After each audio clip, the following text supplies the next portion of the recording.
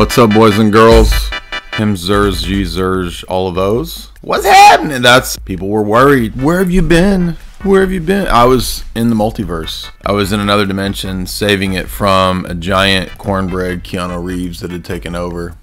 Made up for my errors by going into the other dimensions and punishing people who were evil right-wingers, people conservatives. I punished them by turning them into giving them cornbread legs, and then they just immediately fall over.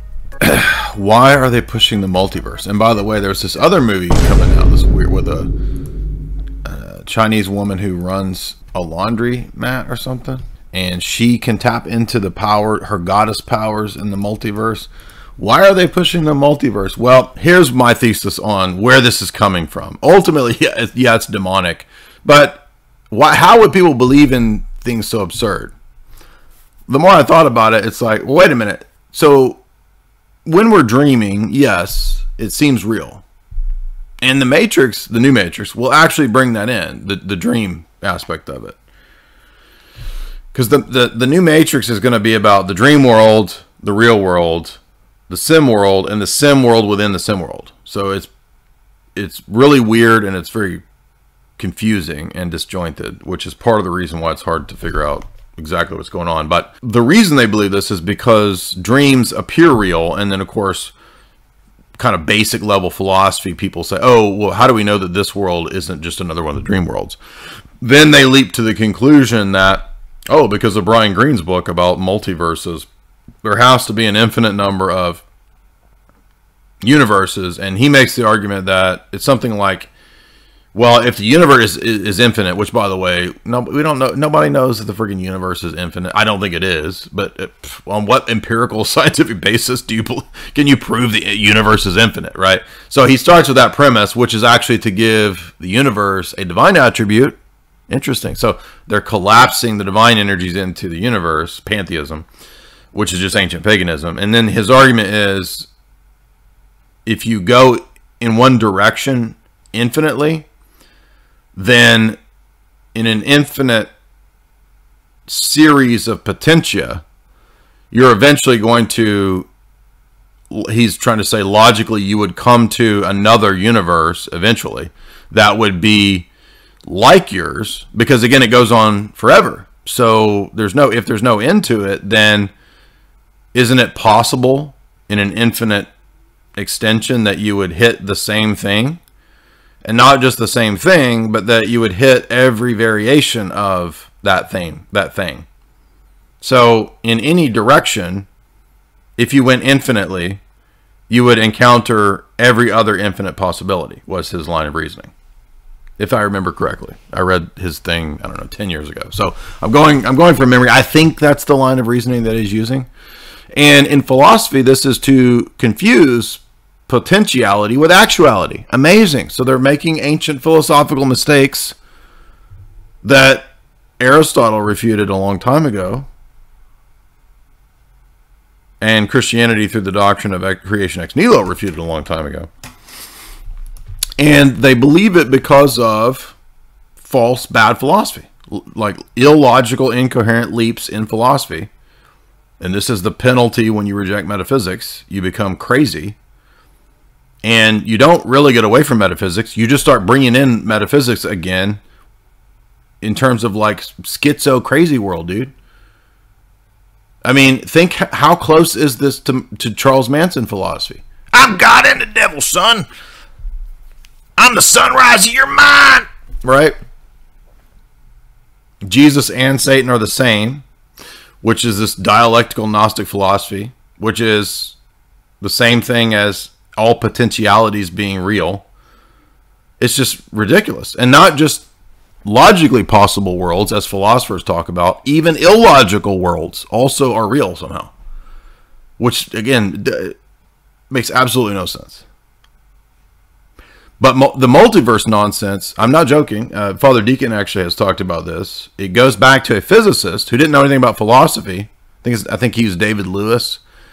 He heard philosophers talking about potentiality and actuality, confused them, and thought that when philosophers were talking about possible worlds, that if the universe is infinite, then all of the possible worlds would eventually be actual, right? I mean, and this is so crazy and so stupid. Like, dude, you should have gone to your Philosophy 101 class. Why did you skip that day? Because maybe you would have avoided this ridiculous nonsense worldviews that now the world is adopting, right? Madness. The world is going crazy, and they're buying into manufactured, stupid worldviews by technocrats. That's who's really doing this. The technocrats are wanting to give you, they're giving you a worldview where they're the god, right? Did you see Ready Player One? Remember that in that story, the tech nerd dude who designed the stupid game is like the god figure. He's the absent, bumbling demiurge god. In the new Matrix, it's Doogie Howser. Demi Howser. Doogie Howser. Demi Moore, by the way, was in one of those 90s propaganda things I was watching where the trailer for G.I. Jane comes on. Let's go watch that trailer. It'll be cracking up, dude. It's like the propaganda is so just like stale, dude. It's so obvious. Yeah, so the philosophy that I'm getting at here is just crazy. It's madness. And people don't seem to understand that when you adopt incoherent things, it destroys the whole system and the possibility of knowledge. Don't you get it? That's the point. That's the argument here. That's part of tag. You can't just affirm anything. It's not going to work. If you've not seen the Animatrix, is that in that additional pre-post Matrix vignette of a bunch of cartoons and art, the first one is cryptocurrency is AI taking over the world. So when I hear these goobers on Twitter who come at me with the crypto conspiracies and they're like, Bitcoin is an AI from the future that is sent back to steal everyone's money and enslave humanity. I'm like, dude, that's from the Animatrix. Okay, I've seen the Animatrix. And in the Animatrix, the bots flash trade the crypto so fast that they buy up the whole world. And the whole thing is premised on there being sentient robots, which, by the way, is a big part of the new Matrix. So the robots are now sentient, which is dumb. But how to summarize this? Let's summarize it basically. Neo is somehow in this new normie world where he's like a video game designer, Kinko. And people start to recognize him from the real world, and he doesn't believe it, and he's like taking big pharma pills, blue pills, and he has a psychiatrist who is Doogie Howser, who basically is trying to keep him in the system in the Matrix. And we know that this new Neo has tried to commit suicide because he's unhappy, blah blah blah. And in this story, the Matrix is the video game that he's designed. And in this universe, the video game looks just like the Matrix movies. And they're making movies from Warner Brothers on the basis of the video games that he's designed. And they have the Warner Brother meetings brainstorming how to create the new Matrix movie, which is the new Matrix movie. Okay, so it's like, whoa, dude, right? And for whatever, the first half of this, I'm watching it, I'm like, this is kind of interesting. This is a little bit better than I expected. And then to make it even weirder, the company is called Deus Ex Machina. Deus Ex, right? Deus Machina. Well, that's God from the Machine, but that's also the famous video game, which is about the Matrix and transhumanism and the Illuminati. So there's all this weird stuff going on, and then they break the fourth wall with the Warner Brothers brainstorming about how to do the new Matrix movie. And then we find out that the new game that Keanu is designing is called Binary, which of course that pops up everywhere in the Matrix, in the original Matrix. And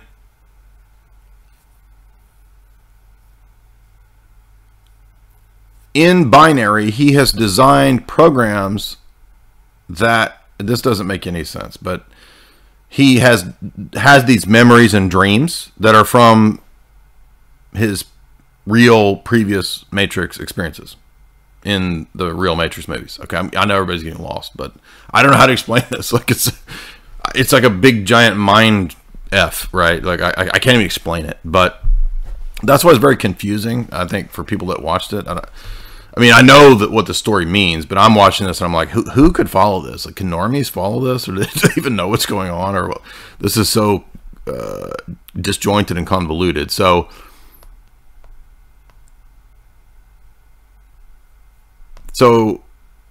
the philosophical theme of the movie is binary and choice, and of course, yes, that was a big part of the original Matrix trilogy, was the notion of predestination, free will, choice, determinism. Our choice is real, and then it brings in all this goofy Far Eastern philosophy, which would negate the reality of choices. Anyway, that keeps coming up, and it's never really resolved, except the movie. You're like watching one movie for the first half, and you're thinking, oh, okay, interesting, this is meta, it's fourth wall, and then there's a really good scene. There was a really good scene where when Neo is waking up again, he walks into a room that they've set up that is playing the scene of the room in the Matrix, and it's set up like the scene in the Matrix when he is awakened by Morpheus. So there's a scene of Morpheus waking up Neo, and then Neo is there next to Morpheus being. It's getting really weird, and I'm like, I like this. This is good weird. Then, for whatever reason, the second half of the movie turns into a different movie, which is about social justice. And these people who, it's just, I can't even explain it. It's just, we're just going to say it's terrible. But basically, Neo is still a savior, and there's people who basically convert to him and believe in him or don't, which was in the original trilogy. But then they come up with this crazy plot to team up ultimately with Agent Smith, which kind of hints that maybe Agent Smith was the real hero in the first three. If you don't know, that's a theory, right? Was Agent Smith actually the real good guy? Well, this kind of hints at that because, spoiler alert, Agent Smith is basically teamed up with Neo and Morpheus. So the relativizing of good and evil, of course, which we talked about many times with these Gnostic multiverse movies. Many references to Follow the White Rabbit, which everybody knows that's obviously in the first one, but now they actually have Alice in Wonderland, the book, sitting there. They talk about following the White Rabbit when Morpheus explains that this is set and setting. Take this pill. It's clearly an LSD trip. And they even make jokes about people decoding the Matrix. I thought that was weird. Like when they're sitting around in the room figuring out how to make the new Matrix plot. They even talk about how the nerds sit around try to deconstruct and explain the philosophical meaning of the Matrix. Anyway, literally everything about this movie is, for whatever reason, about choice and binary. So the explanation then is, even things like Io, so the new city, Zion doesn't exist anymore, now it's called Io. Well, that's binary, I-O. That's also Crowleyan, Pan, Yo-Pan, Lo-Pan, Io-Pan.